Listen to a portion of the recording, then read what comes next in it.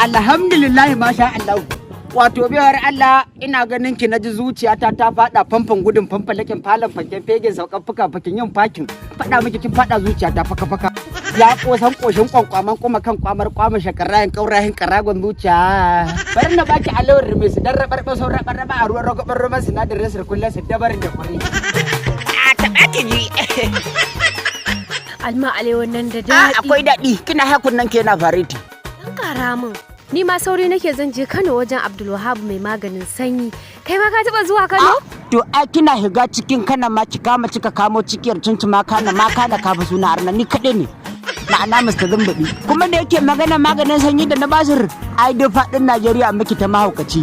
Abdulwahab Hadeja shine wanda idan ya baka maganin sanyi da irin sanyin da yake jikinka kwana uku ya kone. Ko sanyin kahi ko na mara ko mai feso da kuraje akan fata yana kaikayi ke kowane irin sanyi ne. Haka basir ma kowanne kala ne kwana uku yake ba da ake ji ana godiya da sa albarka. Abdulwahab Hadeja mutumin da yake da mastarar digirin bangaren maganin gargajiya ofis ɗinsa yana na a Kano a unguwar Sheka. Ko ka kira ta wannan lambar kamar haka 080 25 92 09 47. Ba Najeriya ba duk inda kake a faɗin duniya za a kama magani. To ai lafiya ta fa kuɗi. Ke ni kaina na ji nan ba na mun kai mu je karɓo na sanyin nan. Wallahi ba za ka bi ni ba wallahi ba za ka bi ni ba. ba. W Hausa TV.